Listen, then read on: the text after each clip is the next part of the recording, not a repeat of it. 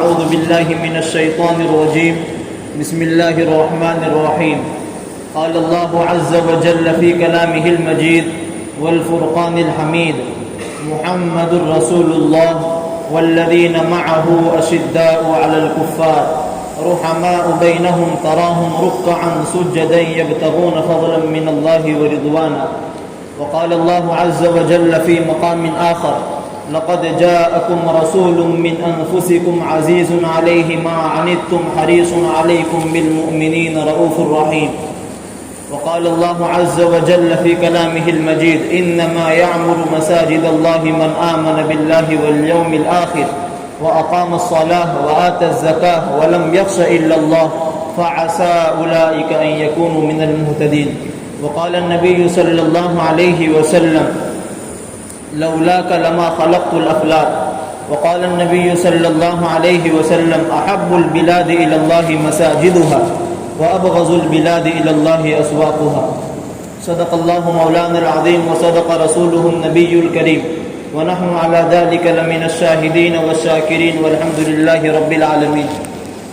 میرے محترم بزرگوں اور دوستوں، میں نے جو آیت کریمہ پڑھی ہے چند انہی کے حوالے سے آپ حضرات کی خدمت میں گفتگو کرنے لگا ہوں. اللہ مجھے صحیح کہنے اور ہم سب کو اس پر عمل کرنے کی توفیق عطا فرمائے. میرے دوستو، آپ کے علم میں ہے کہ ربیع الاول کا مہینہ شروع ہو چکا ہے. یہ بہت ہی بڑا مہینہ ہے، بہت ہی مبارک مہینہ ہے، چونکہ اس مہینے میں اس شخصیت کا وجود ہوا، اس مہینے میں وہ ذات پیدا ہوئی جو دنیا میں جس کو ہم اور آپ محمد عربی صلی اللہ علیہ وسلم کہتے ہیں. ہم ان کا مرتبہ دیکھیں، ان کا مقام دیکھیں تو ہمیں پتہ یہ چلتا ہے قیامت تک جتنی مخلوقات آئی اور آئے گی، آج تک جتنی آئی اور قیامت تک جتنی آئے گی، ان تمام میں سب سے اعلیٰ، سب سے عرفہ، سب سے بہتر شان والا، سب سے بلند شان والا ہمارے اور آپ کے آقا جناب تاجدار مدینہ محمد عربی صلی اللہ علیہ وسلم ہے. انہی کی ذات پر بات کرتے ہیں. میں نے جو آیت کریمہ پڑھی ہے، اللہ فرماتے ہیں محمد الرسول اللہ. محمد کسے کہتے ہیں؟ محمد ذات پیغمبر کو کہتے ہیں. محمد کا معنی کیا ہوتا ہے؟ محمد کا معنی یہ ہوتا ہے جس کی تعریف کی گئی ہو. ایک بندہ ہے، وہ کہتا ہے میں اس کی تعریف نہیں کرتا. ہم پوچھتے ہیں کس کی؟ تو وہ کہتا ہے محمد کی. ہم کہتے ہیں ارے بے وقوف، جب تو محمد کہہ رہا ہے تو پتہ یہ چلا محمد کہتے اسی کو ہیں جس کی تعریف کی جائے. جب تو نے زبان سے کہہ دیا محمد تو تعریف خود ادا ہو گئی. جب تو یہ کہہ رہا ہے کہ ہم اس کی تعریف نہیں کرتے، تجھ سے بڑا بے وقوف دنیا میں کوئی نہیں ہوگا. اسی طرح ایک بندہ ہے، وہ کہتا ہے میں پہلا نہیں مانتا. ہم پوچھتے ہیں کس کو؟ وہ کہتا ہے ابو بکر کو. ہم کہتے ہیں ارے بے وقوف، ابو بکر کا معنی ہوتا ہے پہلا. جب ابو بکر تو کہہ رہا ہے تو معنی یہ بنا پہلا. جب تو ابو بکر بھی کہے پھر انکار بھی کرے میں پہلا نہیں مانتا تو کس کو؟ جواب ہوگا پہلے کو، حالانکہ پہلا کہہ بھی رہا ہے اور منع بھی کر رہا ہے. خیر میرے دوستو، محمد کہتے ہیں جس کی تعریف کی جائے. آج ہم اور آپ پیارے حبیب صلی اللہ علیہ وسلم کی تعریف بیان کرتے ہیں چونکہ اسی مہینے میں آپ کی ولادت ہوئی. مشہور قول کے مطابق 12 ربیع الاول کو. اس سلسلے میں سیرت نگاروں کے درمیان بہت سے اختلافات ملتے ہیں کہ حضور کب پیدا ہوئے، لیکن مشہور قول کے مطابق 12 ربیع الاول کو پیدا ہوئے. میرے دوستو ذرا توجہ رکھنا، آپ کی ولادت دیگر انبیاء کی ولادت سے ہٹ کر ہوئی ہے. میں مختصراً عرض کرتا ہوں چونکہ وقت مختصر ہے. اگر پوری سیرت نبویہ پر بات کی جائے تو وقت اس کا احاطہ کر نہیں سکتا. جب حضور پیدا ہوئے، حضرت آمینہ ماجدہ فرماتی ہے کہ جب حضور میرے بطن میں تھے، میرے پیٹ میں تھے، تو پھر ولادت کے وقت عام عورتوں کو جو درد ہوتا ہے، جو تکلیف ہوتی ہے، اسی طرح جب بچہ پیٹ میں ہو تو عورتوں کو متلی آتی ہے، وومٹ آتی ہے. خدا کی قسم جب حضور میرے پیٹ میں تھے نہ مجھے وومٹ آئی، نہ متلی آئی، نہ ابکائی آئی، اور نہ جب حضور کی ولادت ہوئی اس قسم کا کوئی درد ہوا. کیوں؟ اس سے پتہ یہ چلتا ہے کہ پیارے حبیب صلی اللہ علیہ وسلم کی ولادت دیگر انبیاء کی اور دیگر بچوں کی ولادت سے ہٹ کر ہوئی ہے۔ حضرت آمینہ ماجدہ بیان فرماتی ہے جب حضور پیدا ہونے کے بعد میں نے کہا کاش عبداللہ زندہ ہوتے۔ کسی نے پوچھا کہ عبداللہ زندہ ہوتے تو کیا کرتے؟ تو حضرت آمینہ ماجدہ جو حضور کی والدہ ہے فرماتی ہے اگر حضرت عبداللہ زندہ ہوتے تو اس بچے کے لیے کھلونا لاتے تاکہ یہ بچہ کھلونے سے کھیلتا، چونکہ بچہ کھلونے سے خوش ہوتا ہے اور اسے کھیلتا ہے۔ غیب سے آواز آئی کہ اے آمینہ تو اس بچے کے کھلونے کی بات کرتی ہے، تو کہتی ہے کہ عبداللہ زندہ ہوتے تو اس کے لیے کھلونا لاتے۔ غیب سے آواز آئی اگر یہ بچہ کھلونا مانگے گا میں چاند کو اس کے لیے کھلونا بنا دوں گا، اگر یہ بچہ گھومنے پھرنے کی بات کرے گا، سیر و تفریح کرنے کا ارادہ کرے گا، میں معراج پر بلا لوں گا، میں عرش پر بلا لوں گا۔ میرے دوستو، جب حضور کی ولادت ہوئی حضرت آمینہ فرماتی ہے کہ میں نے اس سے حسین اور جمیل آج تک کوئی بچہ نہیں دیکھا۔ اسی طرح دادا عبد المطلب آ گئے، انہوں نے کہا کہ میں نے اس سے بہترین حسین اور جمیل بچہ آج تک نہیں دیکھا۔ دائی حلیمہ جس نے آپ کو دودھ پلایا وہ بھی کہنے لگی میں نے اس سے خوبصورت بچہ آج تک نہیں دیکھا۔ حضرت جبرائیل آ گئے، حضرت جبرائیل نے فرمایا میں نے حضرت آدم کو روتے ہوئے دیکھا ہے، میں نے حضرت موسیٰ کو طور پر بات کرتے ہوئے دیکھا ہے، میں نے حضرت نوح کو کشتی میں دیکھا ہے، میں نے اسی طرح حضرت یونس کو مچھلی کے پیٹ میں دیکھا ہے۔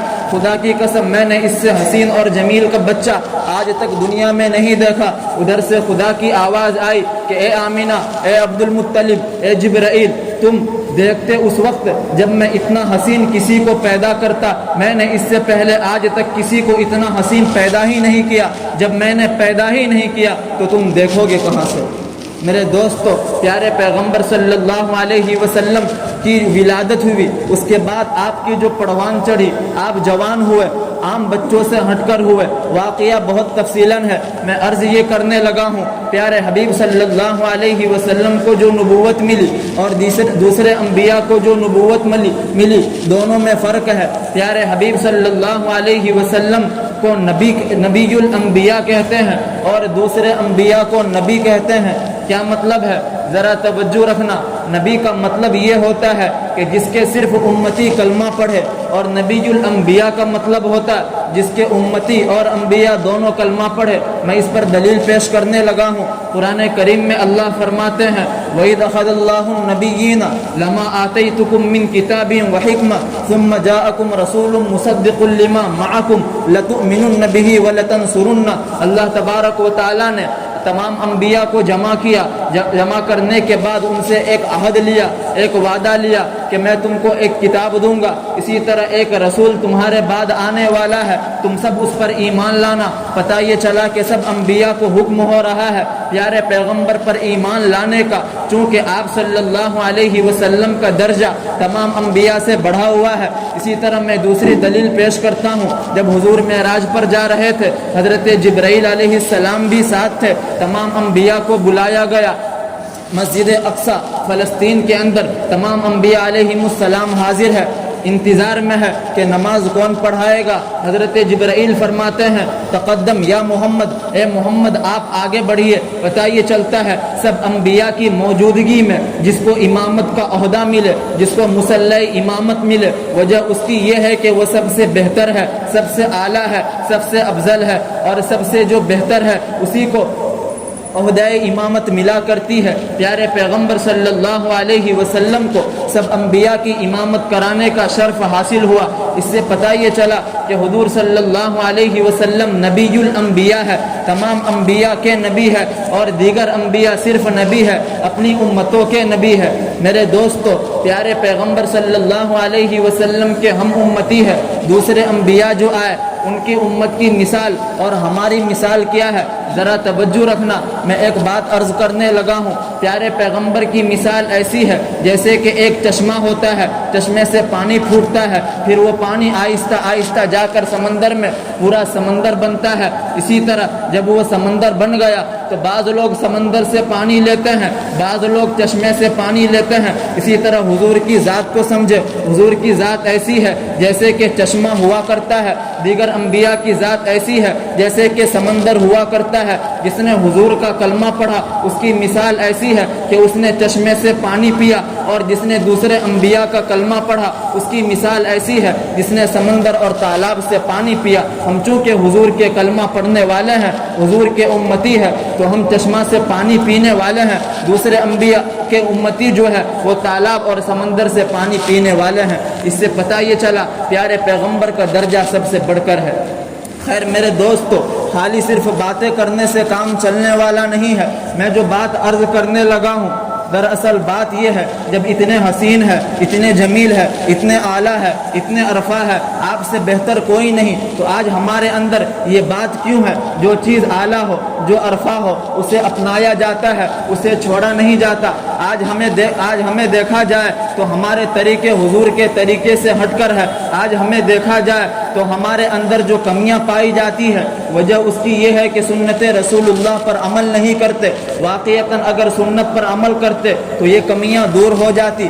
دیکھا جائے حضور کے تذکرے بہت کرتے ہیں، سنتے ہیں، محبت کی بات آتی ہے، بہت کچھ کہتے ہیں، لیکن میرے دوستو جب کام کی بات آتی ہے ہم پیچھے ہٹ جاتے ہیں۔ صرف کہنے کا نام محبت نہیں ہے بلکہ کرنے کا نام محبت ہے۔ میرے دوستو پیارے پیغمبر سے محبت ہوتی، ہمارے چہرے پر داڑھی ہوتی، پیارے پیغمبر سے محبت ہوتی، ہم پانچوں وقت کی نماز کا اہتمام کرتے۔ مسجدوں کو ہم نے چھوڑا، مدرسوں کو ہم نے چھوڑا، مکاتب کو ہم نے چھوڑا، خانقاہوں کو ہم نے چھوڑا، پھر ہم دعویٰ کرتے ہیں ہمیں حضور سے محبت ہے۔ یہ ایسی کیسی محبت؟ ایک طرف انسان دعویٰ بھی کرے، ایک طرف کام بھی نہ کرے، یہ تو بات ایسی ہے کہ کہے کچھ اور کرے کچھ اور۔ حالانکہ انصاف کی بات یہ ہے، عقل مند اسے کہتے ہیں، سمجھدار اسے کہتے ہیں جو وہ کہتا ہو وہ کرتا بھی ہو۔ ہماری حالت کچھ اور ہے، ہم کہتے تو کچھ اور ہے اور کرتے تو کچھ اور ہے۔ میرے دوستو اگر ہم مسجدوں کو آباد کرتے تو واقعتاً کسی کی ہمت نہیں ہوتی کہ وہ ہماری مسجد پر آواز اٹھائے، واقعتاً کسی کی ہمت نہیں ہوتی کہ ہماری مسجدوں پر قبضہ جمائے۔ میرے دوستو قرآن کریم میں اللہ فرماتے ہیں کہ مسجدوں کو آباد کرنے والے لوگ وہ ہیں جو اللہ پر ایمان رکھتے ہیں، نمازوں کا اہتمام کرتے ہیں، زکوٰۃ ادا کرتے ہیں، ان کے دلوں میں اللہ کے علاوہ کسی اور کا ڈر نہیں ہوتا۔ ان لوگوں کو اللہ ایک نہ ایک دن ضرور ہدایت دیں گے۔ ہمارے دلوں کے اندر نہ اللہ کا ڈر ہے، نہ ہم نمازوں کا اہتمام کرتے ہیں، ہمارا ایمان بھی صرف برائے نام ہے، حقیقت میں ایمان دل سے نکل چکا ہے۔ ہمارے اندر اگر ہمارا شعار دیکھا جائے تو کفار والا شعار ہے، ہمارا طریقہ دیکھا جائے تو کفار والا طریقہ ہے۔ آج ہماری مسجدوں پر قبضہ کیا جا رہا ہے، اسی طرح آج ہمارے مدرسوں پر، مکاتب پر قبضہ کیا جا رہا ہے۔ ہم اس پر غم کرتے ہیں اور افسوس کرتے ہیں۔ میرے دوستو واقعتاً دل کے اندر اہمیت ہو تو انسان کو افسوس بھی ہوتا ہے، لیکن اس کا یہ مطلب ہرگز نہیں کہ ہم مدرسوں کو چھوڑ دیں، بلکہ ہم مسجد کو آباد کرنے والے ہو جائے۔ ربیع الاول کا جو مہینہ ہے، مہینہ ساتھ ساتھ یہ بھی پیغام دیتا ہے۔ آپ کے علم میں ہے کہ ہمارے ملک کے اندر جو ابھی مسئلہ چل رہا ہے وقف کا مسئلہ، اسے لے کر دراصل بات یہ ہے کہ سپریم کورٹ کی طرف سے یہ بات دراصل لوگوں سے رائے لی گئی ہے کہ وقف کی جتنی جگہیں ہیں، جتنے مدرسے ہیں، اسی طرح جتنی مسجدیں ہیں، اس پر قبضہ کر لیا جائے، وہ حکومت کے قبضے میں چلی جائے گی۔